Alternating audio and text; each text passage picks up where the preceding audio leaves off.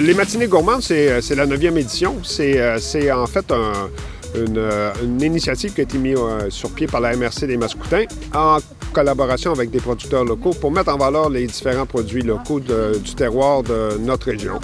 Alors, on retrouve dans différents lieux durant l'été des rencontres qui se font à divers endroits dans diverses municipalités, toujours avec des producteurs locaux, des productrices qui viennent montrer leurs produits, en faire la promotion, puis les vendre, bien sûr. Fait qu'on peut retrouver un peu de tout, comme ce matin. Il y a 16 producteurs qui sont ici, qui chacun présente un produit différent. Il y a des fruits, des légumes, du vin, de la viande, des fleurs, du savon. Au total, il y a 16 producteurs qui sont producteurs et productrices qui sont présents.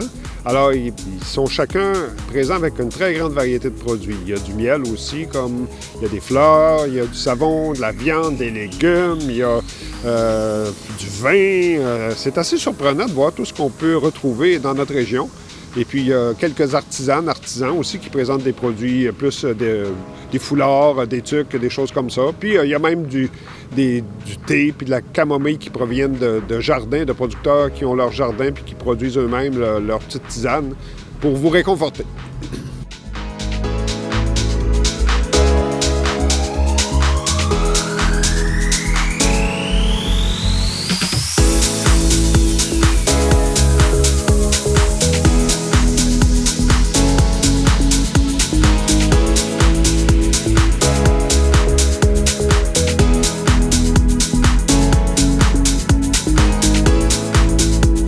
Cette année, c'est plus difficile à cause de l'inflation, puis le consommateur, la consommatrice, en général, est à géométrie variable. Alors, ce qui est intéressant ce matin, quand je suis arrivé, c'est qu'il y a vraiment beaucoup de monde, fait que ça répond à un besoin. Mais en même temps, je sais que c'est pas facile pour tous les producteurs et les productrices actuellement à cause, justement, de l'inflation qui fait en sorte que le prix des aliments est en hausse parce qu'eux-mêmes, les producteurs vivent une hausse des coûts du carburant, des engrais, etc. Alors, mais malgré tout, ce matin, on peut dire que c'est vraiment un beau succès. Puis si c'est la 9e édition, c'est parce que ça connaît un succès annuel qui est mérité parce que les producteurs font vraiment beaucoup d'efforts pour continuer de se développer. Quand on arrive ici au parc comme dans le jardin Daniela Seguin, qui est situé en face de l'ITA de Saint-Hyacinthe, l'ITAQ, il faut dire maintenant, comme dans toutes les municipalités, la MRC a pensé à tout. Il y a des boîtes de carton pour vous permettre de transporter ce que vous allez acheter. Puis il y a aussi des beaux sacs recyclables qui sont offerts là aussi par la MRC en collaboration avec les producteurs locaux. Puis ça leur permet en fait de faire en sorte que votre séjour soit le plus agréable possible parce que ici, au jardin Daniela Seguin, il faut le dire, là, moi, je suis stationné vraiment à l'autre bout là-bas, là, fait que, je ne veux pas partir d'ici non plus avec un trailer en arrière de moi. Alors, mais oui, ça, c'est fait. Fait que c'est sous un chapiteau. Habituellement, dans les différentes municipalités, ça peut être à l'extérieur si le temps le permet, mais il y en a aussi qui le font à l'intérieur. Alors, ça peut être dans le centre communautaire, à l'hôtel de ville, au centre des loisirs.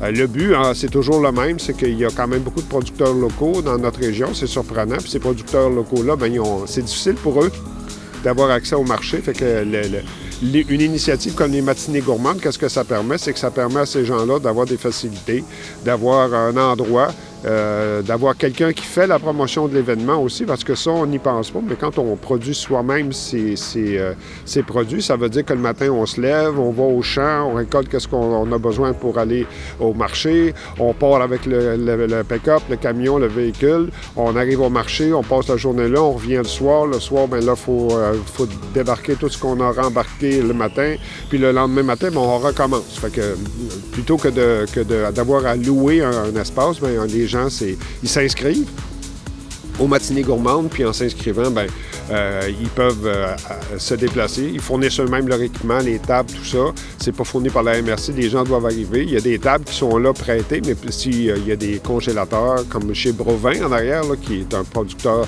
de viande de belle tête de Galloway, lui, il est obligé d'arriver avec son congélateur et son réfrigérateur. Puis celui qui est le viticulteur qui est là, le vignoble Saint-Simon, lui, il est arrivé avec son frigo parce que des gens vont aimer mieux goûter un vin froid. Un vin blanc, on veut qu'il soit un peu frais. Fait que c'est ça. Puis, sinon, à l'interne, moi, j'ai vu le miel. Il y a une variété de pots de miel là, des miels du Breuil de Saint-Dominique. Là, c'est vraiment impressionnant. Et puis, c'est ça, j'ai vu aussi quelqu'un qui vendait des savons qui sont faits avec de la graisse animale, qui peuvent servir autant pour le corps que pour nettoyer les vêtements. Fait que, vraiment, les produits locaux, ben ça reste populaire, mais il faut continuer de travailler fort. Puis c'est pour ça que c'est important quand on est un consommateur, une consommatrice, si on a la moindre conscience écologique, là, quand on voit un peu tout ce qui se passe autour de nous, bien, le producteur local, ça le dit, il est près de chez soi, ça réduit les coûts de transport, ça réduit les coûts d'emballage, fait que ça permet à tous de faire un petit effort pour l'environnement, puis tout le monde est gagnant.